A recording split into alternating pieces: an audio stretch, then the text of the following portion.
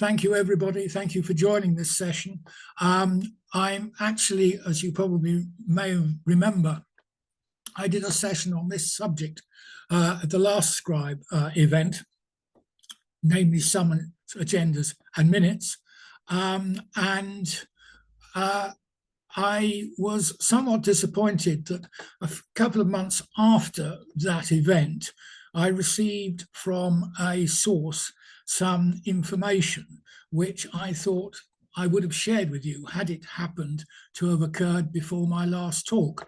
And John has asked me to repeat this, so I'm pleased to actually give you this anecdote, which I'm sure will amuse you to the same extent it did me, except that I'm in the middle of it. So the situation arose, and I'm starting to talk about summons, where somebody's said to me, had I seen the website of a certain council in England, and I'm not going to identify it in any way. And I said, well, no, I don't look at websites unless I have to, only 2 or 3 websites a day. And I looked at this particular website and it said, meetings, fine, not a problem. Dear residents, you're invited to meet the parish councillors at their next meeting held at blank when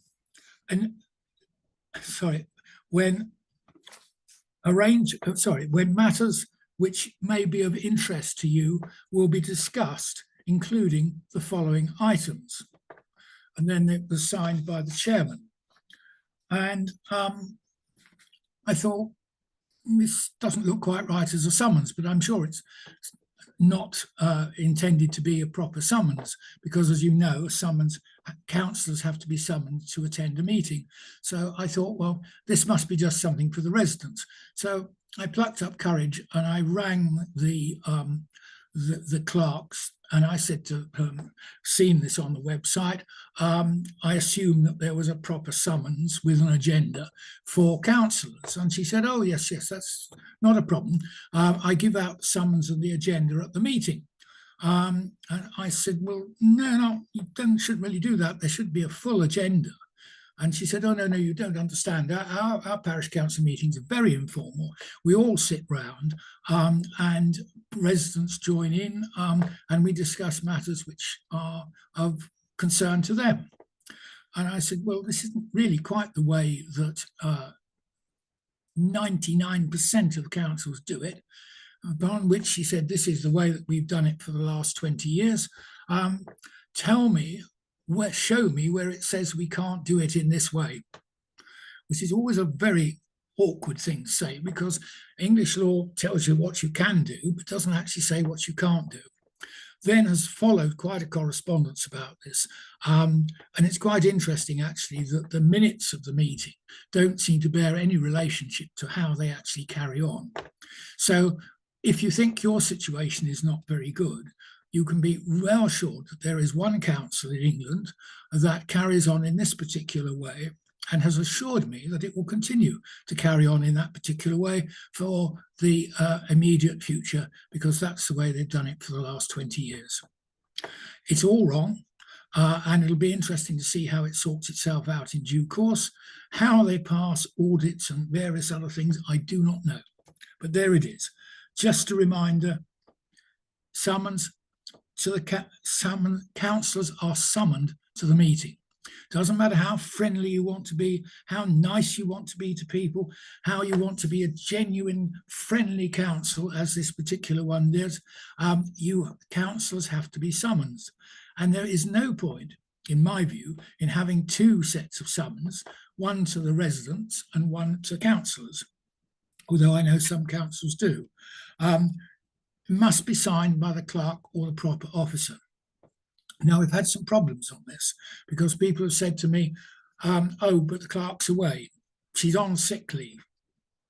Well, it's the person who is going to act as the clerk or proper officer, either at the time that it summons or when the minutes are taken.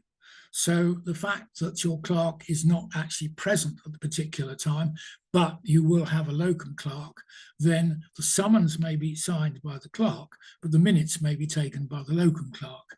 So it's the person who is actually standing in for the clerk at the particular time. The other thing is it must be sent to each councillor. Sounds straightforward. I never see any problem with that particular requirement. Some people do. But you have to get it to the councillors one way or other. If they have a blocked email account, then you can't send it by email. You may even have to put it through their door, but they must get it within the time limit. Otherwise, the meeting may not be properly called. And does it matter that the meeting is not properly called? The answer is it's becoming more and more important that local councils act in accordance with the provisions of local government acts in order to regularise their business. They are getting more and more responsibility, and that responsibility is including a lot more financial responsibility. And if it is not dealt with correctly, then there will be a great deal of trouble in due course. Lots of parish councils still think themselves as a rather friendly little body that is almost like a general community organisation. Well, it is, and I don't say it shouldn't be, but there are legal requirements. And yes, those legal requirements are on the 1972 Act, and that is a long time ago for some people, not for me, but for some people. But they are there. And to be quite honest, they ain't going to change in the near future. We may be lucky to get some clarification of some aspects of the law, as we managed to get in the recent Levelling Up Act with regard to whether you could give money to ecclesiastical purposes. But that took some doing. And some of the other points are not going to be very high on the government's agenda for the immediate future. So it becomes more important that you do actually follow what is required by legislation and statute. The fact that the clerk has dealt with it in a different way for the last 30 years is irrelevant. You have to do it as it should be done. And of course, most clerks these days are going in for training, as a result of which things are improving. But we still have odd blips like the one that I've already set out. So agendas, lots of problems on agendas. I'm not quite sure why we have so many, but must form part of the summons. So that basically the councillors know what they're going to be talking about, and it should be in sufficient detail to give them at least an inkling of what they're going to be talking about. Generally, the responsibility of the clerk. The clerk may take suggestions from other people, councillors, chairmen, etc., because there's no point in the council spending time discussing matters which are not of interest to the councillors. But the ultimate control of the agenda is the clerk. So that is that once the agenda is published, a councillor can't knock on the door and say, I want this included.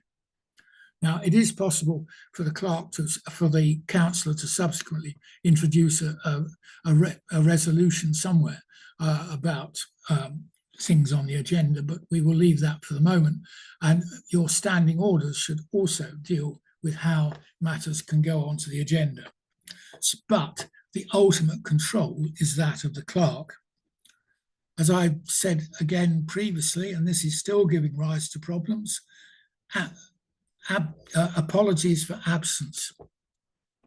We are seeing more and more applications under the 6-month rule where councillors are being disqualified for not attending a meeting of the council or a meeting involving the council for a continuous period of 6 months.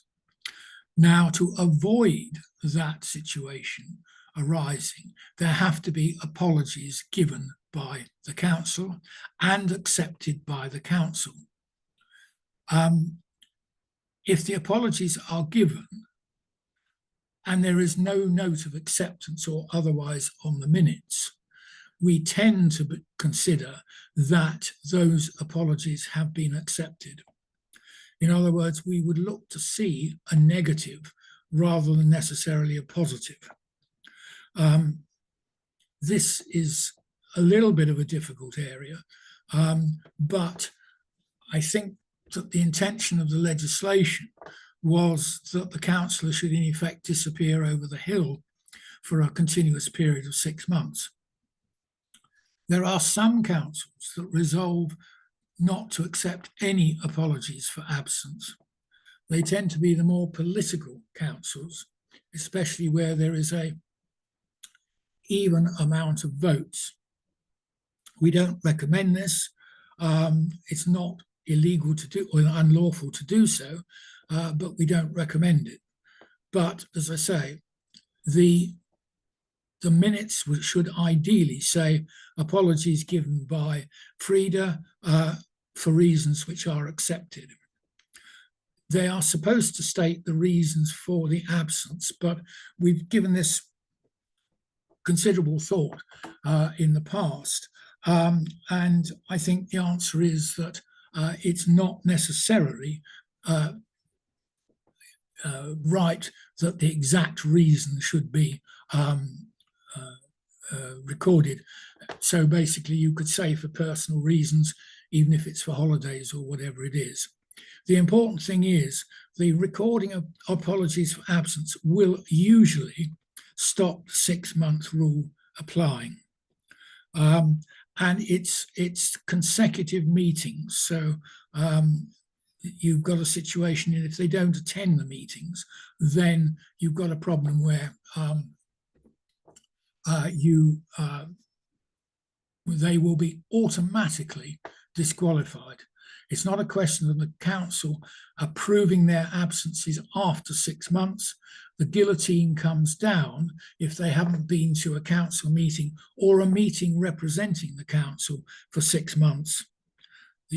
That's it. It can't be revoked by the council itself. The clerk has to declare a vacancy, and it goes on, etc. The councillor can actually be re-elected if necessary. Can the council accept apologies for I'm not going to be available for the next 6 months? I don't like that, I have to say. I think that there should be a period, that there should not be a long period, that in fact the apology should be renewed so that sorry, I was distracted. The apology should be renewed from time to time. I don't think you should necessarily accept that for the next 6 months the councillor is not going to be available. There's nothing to stop you doing that. I don't think it's good practice to do so. Again, we have got a situation where the council cannot or should not resolve anything which is not on the agenda. That's why we don't have any other business. Some councils do have any other business to cover reports from third parties. That is probably all right, but again, you're on the slippery slope if at the end somebody says, well, this report shows that we ought to be doing A, B, and C, and then let's do A, B, and C. Not a good idea to do that. But it shouldn't be a decision that's made on that report. If a decision is required, then that should be part of another meeting, which annoyingly may mean that another meeting has to be called. But it gives the opportunity for the councillors to consider whether what the proposal was a good idea. So therefore, if you've got a report that it would be a good idea if certain works were carried out to certain areas of land, then there is an opportunity for the councils to consider whether that's a good idea or not, what sort of thing they want, and that can then go forward to the next meeting for a final discussion. So reports are fine, but not anything upon which basically a final decision is taken. I know this produces problems also frequently within the planning world, where you get late planning applications, which doesn't give you very much time to deal with. Again, this is a problem, but strictly speaking, final decisions cannot be taken, can be deferred, or maybe actually delegated to the planning committee or something else as far as that's concerned. It should not be delegated to the clerk to make a decision. Best case of that was when a planning application came in and the council resolved to delegate the reply to the clerk, as the clerk was actually a member of the anti-development group which had been formed in the village. This seemed to be rather short-sighted on them as to how the clerk was going to give a balanced view of the council. Rather surprisingly, they didn't see that at the time, but there again, in the hurly-burly of the local council world, all things are possible, especially if the item comes up late at night or when everybody is worn out by something else. I've probably bored you previously on the parish council meeting that I went to. It started at 8 o'clock and I was item 3 on the agenda, and they got to item 3 on the agenda at 11 o'clock. I don't think that happens very often these days, and some councils do actually have automatic cut-off times. But that's up to you. Minutes. Again, we get lots of queries about minutes. And one of the favourite ones at the moment, which is that ex-councillors send formal notice to the council requiring, under data protection or GDPR or any of those, that their name is removed from all previous minutes. Now, I admit that life is too short to quite understand the arguments that they're putting forward under data protection, etc. But even if they put forward the data protection provisions, I'm afraid they are trumped by the fact that under the 1972 statute, minutes are the formal record of the meetings of the council that were held at that time, and they were signed. They cannot be altered. So therefore, the deletion of a name is actually not permitted. So they've had it. If they were a member of the council at the time, then that is what they will be identified as in the minutes. They cannot be removed or deleted. We are getting quite a few items about people requiring information to be redacted from minutes or redacted from other formal documentation. And the answer to most of these is that the statute which sets the things up requires certain documentation to be completed in certain ways.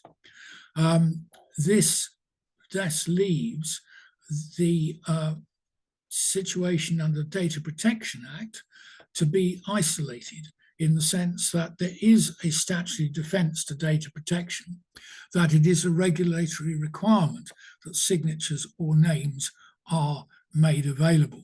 So you can quote data protection, but it doesn't actually operate in this particular way. So once the minutes are signed and once the minutes are completed, that is a formal legal record of the decision of the council on that date, and that is the decision that was made. we've always said, as most councils are, that minutes are a formal record of the decisions that were made. They are not a record of the discussion that took place. They are not a record of what individual councillors stated.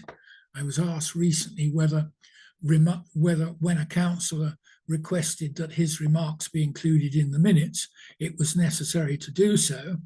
The answer is no, it's not. How much detail you put in the minutes is up to the clerk who takes the minutes, but there should not be too much detail.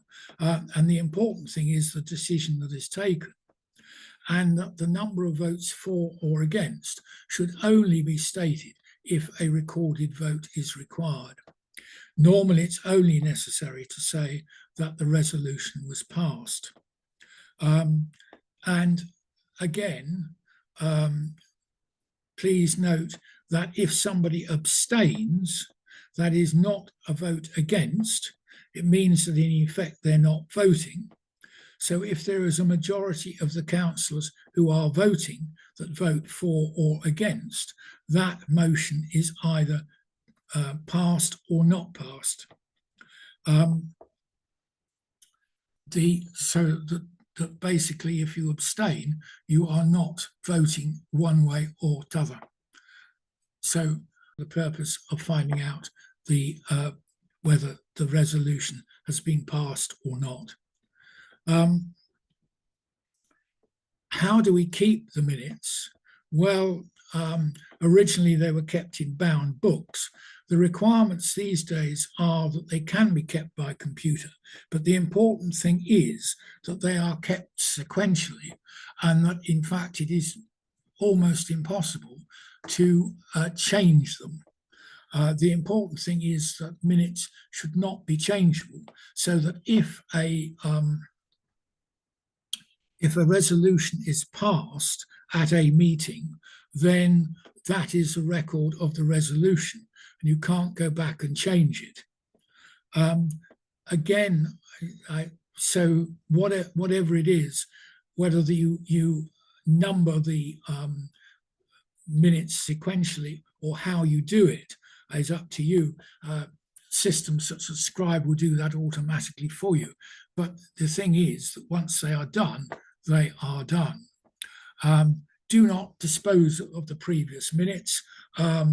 If you've got hundreds of bound volumes, send them to the local record office. But do try to make sure that the minutes are available. We frequently have problems that when clerks change, that minutes are lost, and this is the main problem that we come across. So minutes need to be maintained. You need to go back and see what decision was made by the council, because the minutes may well record a binding decision of the council. We are getting quite a few queries at the moment about rescission of previous minutes or decisions of the council. Well, most standing orders provide that the council will not try to rescind or alter a resolution that's been made within a stated period of time. And that is obviously something which is organised within the council itself. But you do have to be careful, because if your resolution that you have passed previously affects a third party, you may be bound by it, even if you try to rescind it later. So therefore, if you resolve to enter into a contract for grass cutting with X contractors, and the clerk is instructed to sign a contract with X contractors, then you can't subsequently in 3 months' time, unless there has been something, event which has happened in the immediate time, like X contractors going bust, decide to rescind that and go with Y contractors, because X contractors may say that that is a contractual obligation of the council that has been confirmed. There has been, in contract terms, offer by X to carry out the work, and that offer has been accepted by the council.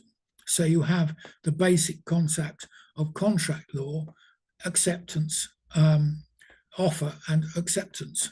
So you have to be careful about this.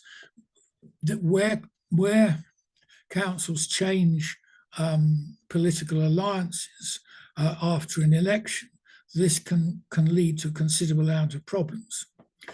Don't know why I always tell you they lead to problems, because most of the problems land on my desk or those of my local council department, and it's what keeps us going.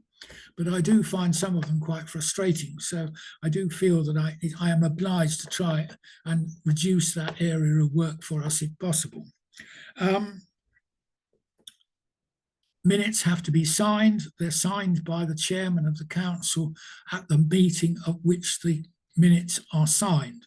That may be the chairman, it may be who's ever stepped in for the chairman at the particular time, whoever is chairing the meeting.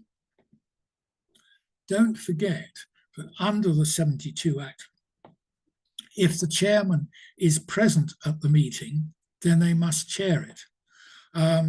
This is quite a clear provision, so that basically, if they have a prejudicial interest, then our view must be that they should leave the room, and that that particular item must be chaired by somebody else. If they stay in the room and declare a prejudicial interest, then I think they still have to chair the meeting, thus considerable concern, and we then have a problem with whether they have their casting vote or not. If they're not in the room, the person who is chairing the meeting at that time has the casting vote. Now, according to my clock, we're exactly 1:30, and I see we're getting lots of things in the chat. So I better start looking and see what we're doing on that. Brilliant. Thank you so much, Roger. Yes, so brilliant presentation. We've got a few questions coming in now. So we'll go ahead and read them out. So the first one we have, I'm not sure who it's from. It just says Town Clerk. They say, can you confirm if councillors should provide a reason for absence? The answer is yes, they should provide a reason for absence, but that needn't necessarily be recorded verbatim in the minutes. Lovely. Cool. We have a question from Helen Johnson. She's saying, if we note apologies rather than approve them, can this then count towards their 6 months not attending? This is the sort of question I do love, because why don't you accept apologies? If you just note them, I think there is an implication that you have accepted them. I think anything other than a rejection of the apology must be in some way an acceptance. I know that sounds a little bit peculiar, but I think it must be right. You are supposed to approve them. If you've noted them, that doesn't necessarily denote complete approval, but I think it shows that you've taken note of them. I think we've got to get clarity on this point, and I think you either accept them or you don't accept them, and you leave it at that. So you could say noted but not accepted. Good. I just see another question related. I put a pot from Mike McDonald. Oh, it's gone wild now. I put apologies were received. Does this provide a workaround? Apologies were received. Again, it's almost the same answer as I gave last time. That basically you need to either accept them or not. Good. We got some more. Oh, yeah, here we go. Yep, so another question from Jane. Isn't it the reason for Oh, isn't it the reason for apology that needs to be approved rather than just the council noting or even accepting the apology? Yes, that is true. Well, in effect, it's a two-header. It has to be approved, and the reason have to be approved as well. So it's really a two-header thing. That by approving it, you are approving both the apologies and the reason for them. Cool. Mandy is asking, what about councillors who haven't been at the previous meeting? Can they vote to accept the minutes? Yes, yes, they can do. Yes, they. Most councillors don't, but yes, they can do it. Yeah. Perfect. And another one from Pamela. They're coming in quick and very fast. So, do apologies have to be provided in a certain way or by a certain time? Assume this will be each council's own decision, but just wanted to check. It is the councillor's own decision.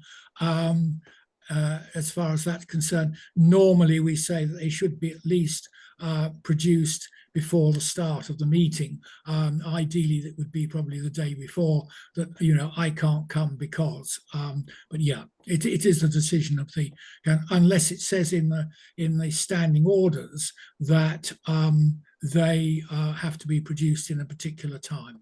I think it's unlikely, but almost possible. Great. I have a question from Adele Waddington. I've seen on agendas to receive an update from XX, decision required in brackets. Is this acceptable as an agenda item? And she caveats that's not her agenda. Yeah, no, no. The council must have some idea of what is going to be discussed and what they're going to make a decision on.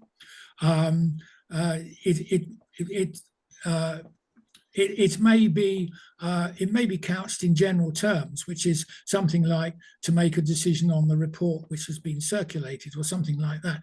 But generally speaking, the councillor, on receiving it on his doormat or on his machine, must know what he's going to make a decision on, even if he wasn't at the previous meeting. Perfect. Another one from Michelle asking, could you explain the process for removing a councillor from committees due to their conduct?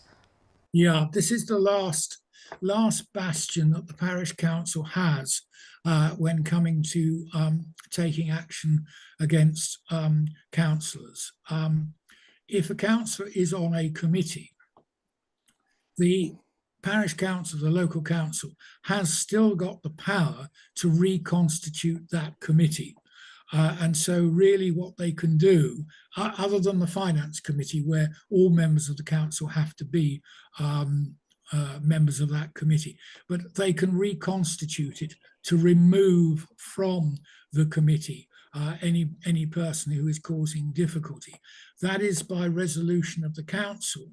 So what would happen would be that the council itself would resolve that the constitution of the committee in the future would be A, B, C, and D, but not include E. So that's how it would be done. It would be done by resolution. The corollary to this is that when appointing the committee originally, you would be in effect appointing the committee for the next year, but you don't actually say so. So basically, you don't say Councillor Fred is appointed for the next 5 years. You just appoint Councillor Fred, so that you do have discretion in due course if he goes off the rails to remove him. Okay, more of a sort of technical question on formatting. Richard asks, is there a standard set way to number minutes throughout the whole year? It varies from council to council, and as to how they do it. The important thing is it must be sequentially done. I mean, some do it by reference to the month, but otherwise there isn't a set formula as such. In the old days, when they were handwritten books, then you just carried on the numbering.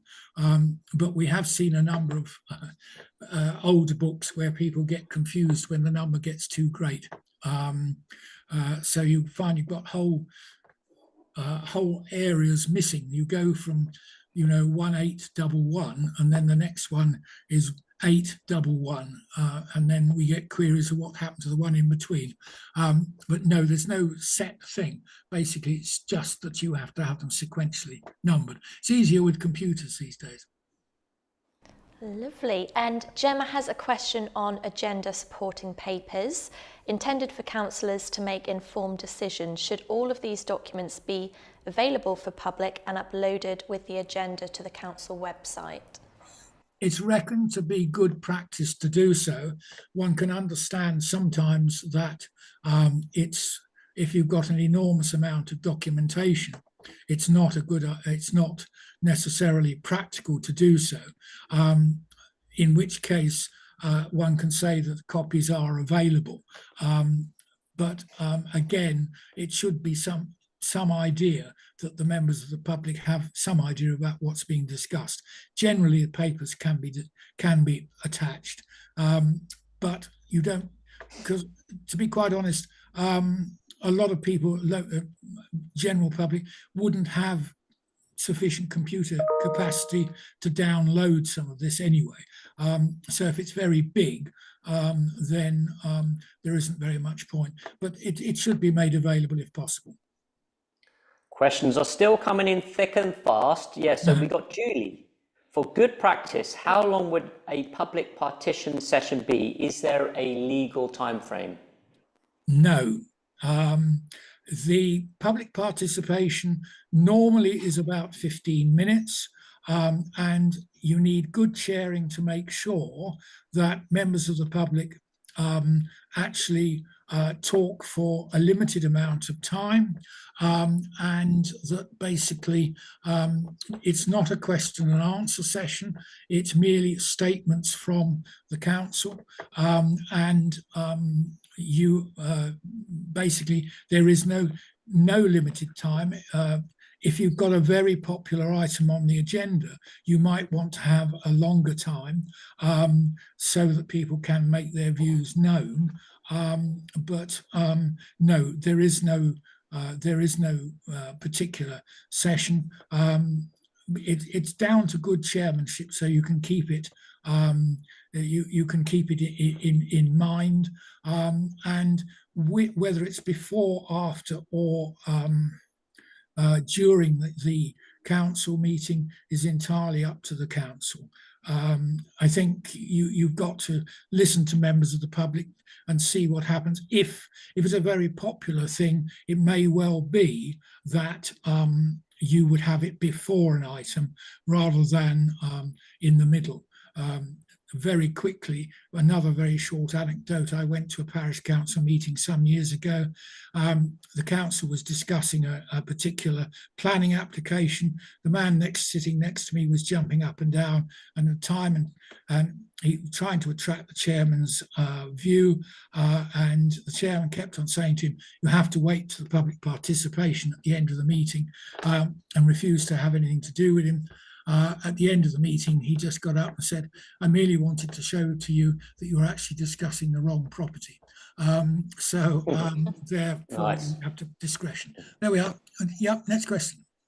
Brilliant. Next one is from Anne. We have a long-standing councillor who, due to health reasons, forgets meetings even when I send a reminder on the day. How do I record the absence? Well, you don't necessarily record the absence. You just record that absent. No apologies, nothing, just absent. Yeah. Good. That would count then towards the 6 months. Cool. We got 4 more minutes. I'm just going to jump down to the bottom of this list because James said lots of people have asked this one from Steve McNay. Must all members be on the finance committee? All members must decide on key decisions precept, but on the finance committee, question mark. Well, normally the finance committee does make the decision regarding precept.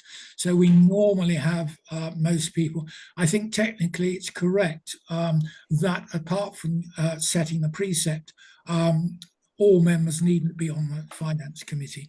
But what we find is that the finance committee then fixes the precept without remembering that it has to be all members. So that's why I say what I say. The other thing is you can't have any outside people on the finance committee. Cool. Perfect. Right. Yep, so we've got a few more, we've got time. So one from Jackie, if the clerk is absent, can a council member step in and take minutes? Yes, they don't get paid for it, but they can take the minutes. Yeah. Perfect. Tanya asks about confidential minutes. Can this be clarified? I know there is no such thing as confidential minute, but how do you recommend sensitive decisions worded in minutes? As vaguely as possible. Yeah, there is no such thing as confidential minutes, but you do record that whatever decision has been taken on it or not taken, as the case may be, but you don't give any real details as such. So yeah, you have to be very careful with this. So I mean, if it's a question of settling a claim, for instance, then there is no need to actually record what is there until the claim is settled. In which case, you would record that the council has decided to make an offer to settle the claim, but you would then record when that offer was accepted what the amount, etc., was. So you don't prejudice the council's position by giving too much information. It's a difficult dividing line.